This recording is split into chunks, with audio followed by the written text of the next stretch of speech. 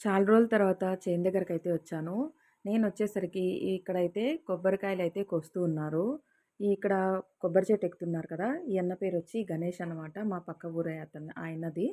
మాకెప్పుడైనా కావాలంటే వచ్చి కొబ్బరికాయలనేటివి కోసిస్తారనమాట. ఇంట్లో ఒక చిన్న ఫంక్షన్ అయితే ఉంది. ఆ పర్పస్ కోసము కొబ్బరికాయలైతే కోపిస్తున్నారు.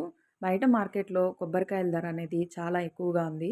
ఎందుకంటే ఇప్పుడు పండగల సీజను, పెళ్ళిళ్ళ సీజను ఇలా నడుస్తుంది కాబట్టి, ఎంత చిన్న కొబ్బరికాయ తీసుకున్నా కూడా రూ. 30 అన్నట్లుగా చెప్తున్నారు. 30, 40 ఈ విధంగా అయితే తీసుకుంటున్నారు.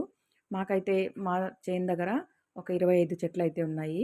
ఎప్పుడైనా మాకు కావాలన్నప్పుడు ఎవరినైనా తీసుకొచ్చి ఈ విధంగా కొబ్బరికాయలైతే కోయించుకుంటామనమాట.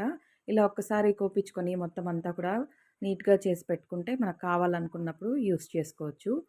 మేమైతే ఎప్పుడు ఇలానే యూజ్ చేసుకుంటామండి. ఇది ఇవాల్టి వ్లాగ్.